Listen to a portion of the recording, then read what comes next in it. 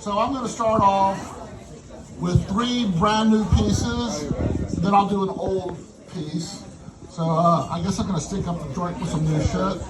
The first poem is called "The Cardiac Surgeon That Lives Inside My Psyche." I wish I could remove my heart into a satin-lined box every now and then. On the hottest summer nights when it's too hot for a top sheet, when I have several fans strategically pointed at my bed, when I exist in a constant hot flash, on those nights, if I dare fall asleep, my dreams become a certain breed of warped. On those nights, the back of my neck sweats onto my pillow till I wake to flip the pillow.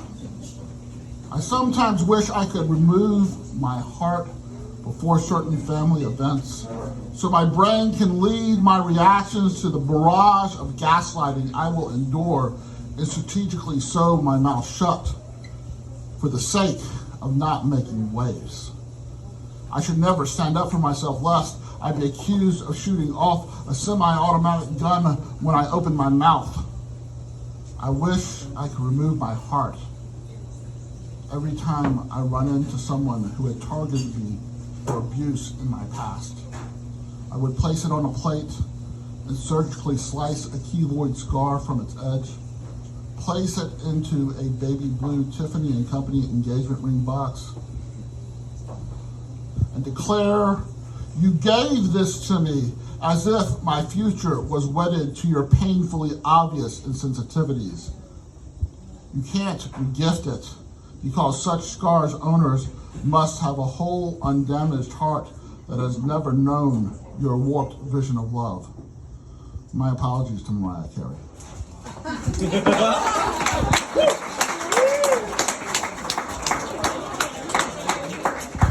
I wrote this last night in a Zoom workshop in Washington State. It's called "Why I Got a Ticket for Loitering While Running a Marathon." From now on, I will write every poem I write as one continuous long sentence, despite conventional rules of grammar defining such sentences as run-on sentences, when instead of running, they are lingering and loitering, waiting to get ticketed by a beat cop, monitoring for punctuation and capitalization, and too many conversational ands where I should be listing with commas, but will I get fined for using the final comma before the and? And I want to know who came up with those arbitrary rules that can turn an A- to a B+ for a straight A student, driving that student to a conniption fit, or temper tantrum, or verbal diatribe that will get the student sent to a guidance counselor that really wants to be a therapist, and is secretly a poet who has published in several journals and anthologies with poems that exclusively qualify as extended run-on sentences. Yeah. We've all had that one. Okay. So, why Sophia can't get enough of Marrakesh? You find an obscure poetry journal from Truth or Consequences, New Mexico, with a cover photo of an abstract sculpture implanted in the desert amongst alien rock formations. You read a poem on page 23 whose syllabic rhythm skips to a beat like a shiny, slick rock skips across a lake on a lazy summer day. You imagine a poet reading the poem backed by a man slowly plucking strings on a solid wood upright bass shaped like a voluptuous woman. You find yourself snapping your fingers and tapping your feet to the poem as if it were a song that gets stuck in your head. It's hooked in your thoughts, repeating to a beat, till you find yourself in a basement jazz joint tucked away near Bleecker Street.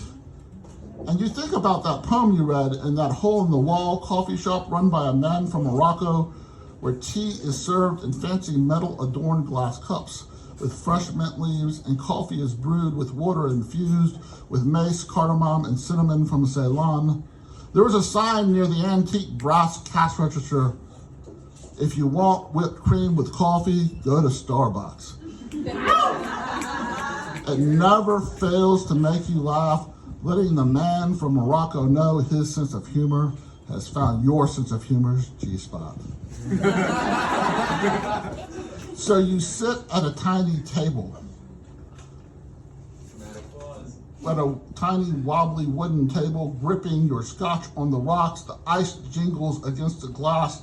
The man on the upright base, shaped like Sophia Loren, plucks the strings, setting a beat for a drummer to tap his skins and cymbals with feathered sticks. A woman pulls the slide on her trombone. Her cheeks expand to full bullfrog, then she exhales into brass. You sip your scotch.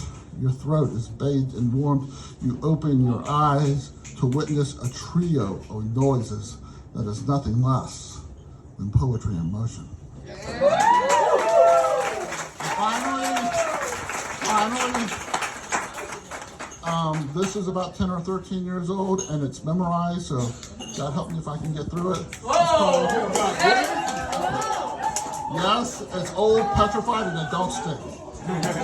So it's called Why I Took a Bath, and almond milk and Rice Krispies.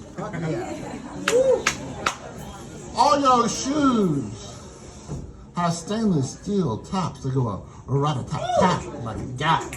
Okay. Now, every once in a while, you take a softer approach like a praiseful poetry snap, or the basic snap, crackle, pop type snap.